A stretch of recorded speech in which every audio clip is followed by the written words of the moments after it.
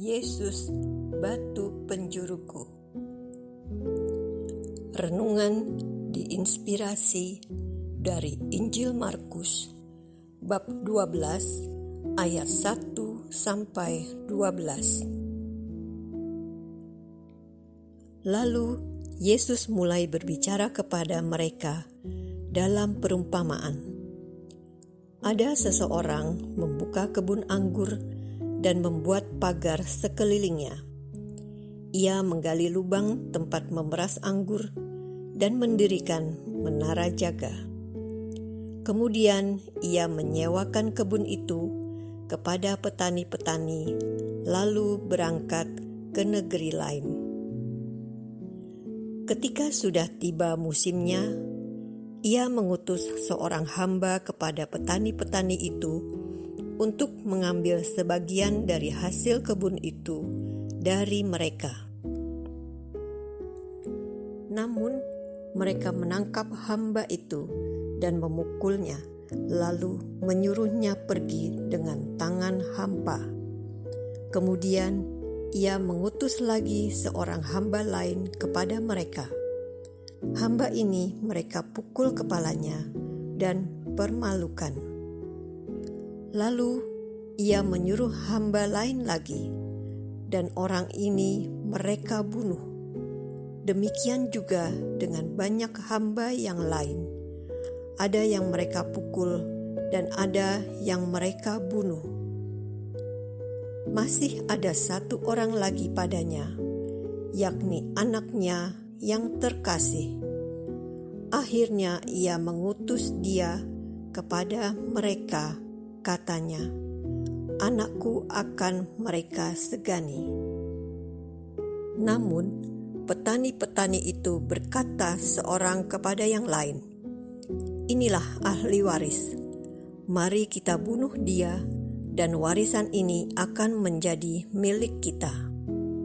Mereka menangkapnya dan membunuhnya, lalu melemparkannya keluar kebun anggur itu. Sekarang, apa yang akan dilakukan oleh tuan kebun anggur itu?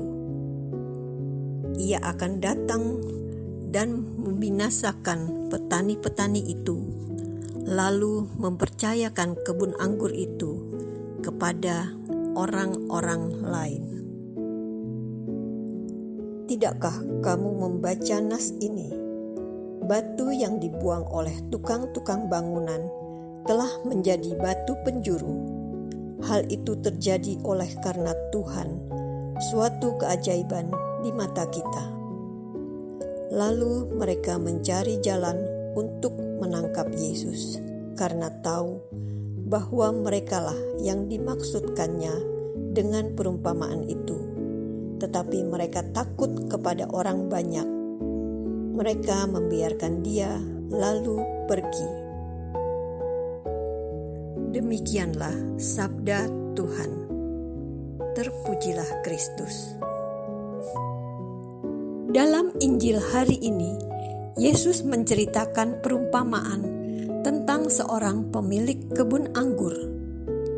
Ia menyewakan kebunnya kepada petani-petani untuk digarap. Setelah tiba waktu panen, si pemilik mengutus hambanya untuk mengambil bagiannya. 3 orang hamba sudah diutusnya, 2 orang hamba dipukuli dan kembali dengan tangan kosong. Hamba ketiga dibunuh.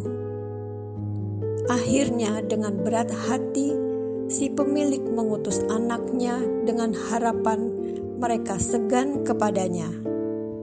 Tapi yang terjadi, anaknya pun dibunuh karena mereka ingin menguasai kebun anggur.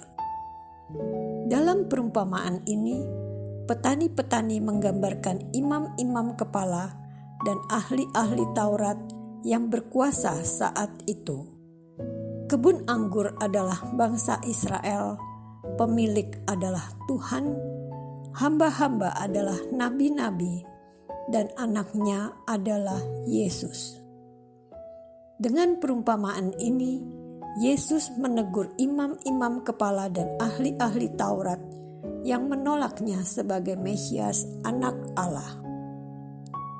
Yesus juga mengutip Mazmur bab 118 ayat 22-23 yang menyatakan batu yang dibuang tukang-tukang bangunan telah menjadi batu penjuru. Tukang-tukang bangunan menggambarkan mereka yang menolak Yesus. Batu penjuru bagi kaum Israel adalah batu penentu kuat atau tidaknya sebuah bangunan.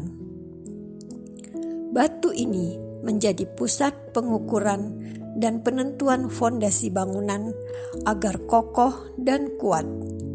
Mereka yang percaya kepada Yesus dan menjadikannya sebagai batu penjuru hidupnya akan mendapatkan kasih karunia dan berkat hidup kekal.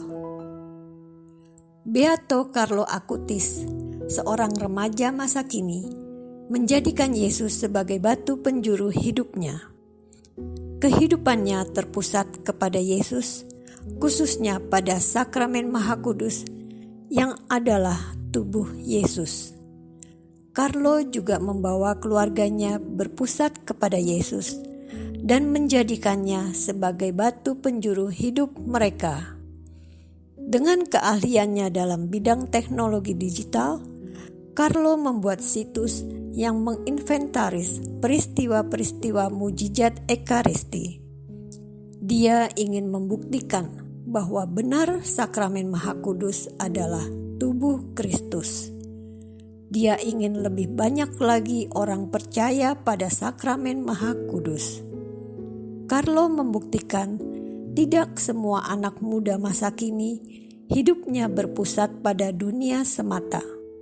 Masih ada anak-anak muda yang hidupnya memilih Yesus sebagai batu penjuru mereka. Mari kita merenungkan, apakah kita sudah menjadikan Yesus sebagai batu penjuru hidup kita? Marilah kita berdoa. Tuhan Yesus, Engkaulah batu penjuru kami. Kuatkan kami agar kami tetap berpusat kepadamu dan hidup dengan berpegang kepadamu. Amin.